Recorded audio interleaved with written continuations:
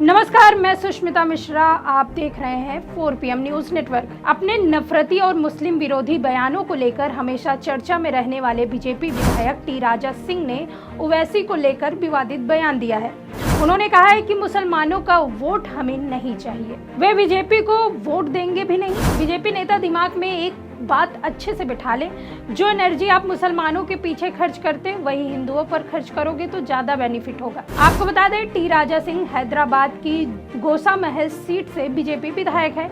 Hyderabad Lok Sabha seat के प्रभारी भी हैं, यानी यहाँ पार्टी को जिताने की जिम्मेदारी उन्हीं के पास है। 60% मुस्लिम वोटर वाली हैदराबाद सीट पर टी राजा सिंह कहते हैं कि हमें मुसलमानों के वोट ना अभी चाहिए और ना भविष्य में। तेलंगाना में 13 मई को यानी चौथे फेज में चुनाव है। हैदराबाद सबसे हॉट सीट है। असदुद्दीन ओवैसी से है।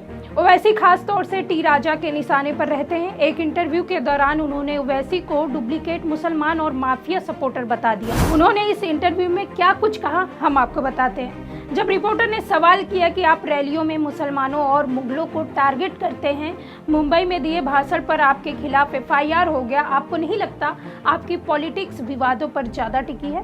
तो टी राजा इसका जवाब देते हुए कहा, ओवैसी हैदराबाद में खड़े होकर कहता है कि हम बाबरी की शहादत को भूलने नहीं देंगे।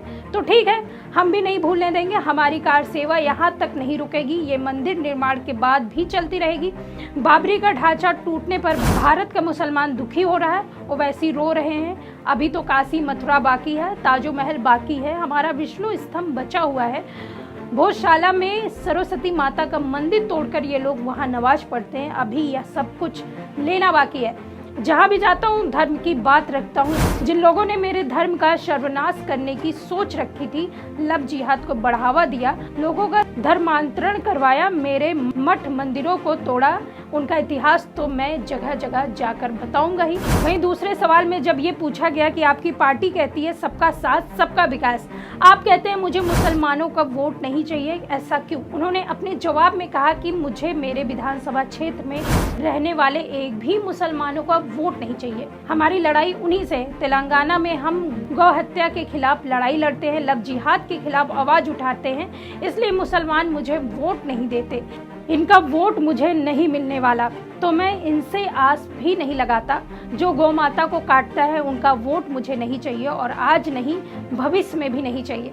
जब रिपोर्टर ने टी राजा से पूछा, आप कहते हैं सरकार कांग्रेस की हो या BRS की, हिंदुओं को मार ही खाना है, वक्त आ गया हमें एक्शन का रिएक्शन देना होगा, इसका क्या मतलब हुआ? तो उन्होंने अपने जवाब में कहा, बिल्कुल ठीक कहा, आज का हिंदू मार खाने वाला नहीं है। पहले लोग मार खाकर घर में बैठ जाते थे क्योंकि सरकार उनके पक्ष में नहीं खड़ी होती थी।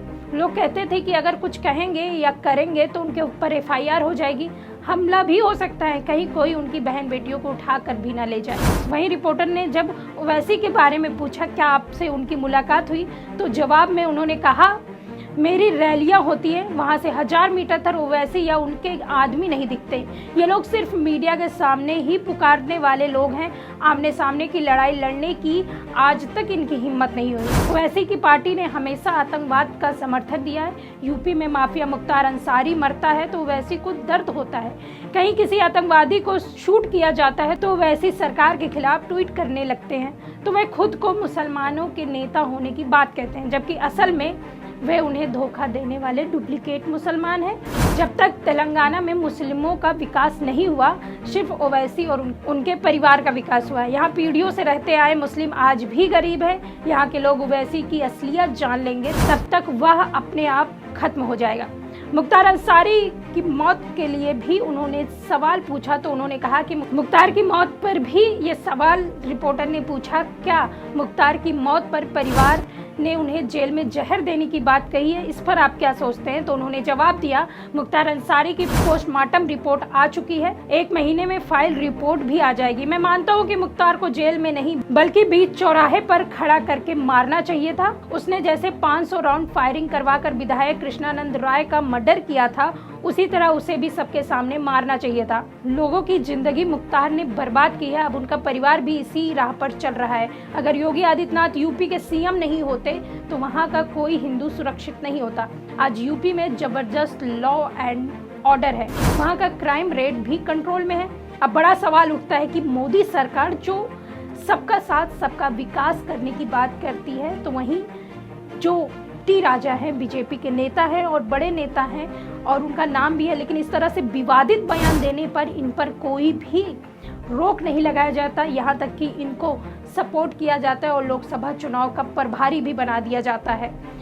इन सब से आप देख सकते हैं कि बीजेपी किस तरह से दो रास्ते में चल रही है। उनको मुस्लिम का वोट भी नहीं चाहिए और मुसलमानों को भाई भी कहते हैं और ये भी कहते हैं सबका साथ सबका विकास भी हम कर रहे हैं। इन सब सवालों पर फिलहाल हम विराम लगाते हैं। तब तक के लिए आप देखते रहिए 4 PM न्यूज़ नेटवर्क। मैं सुष्मिता, नमस्कार।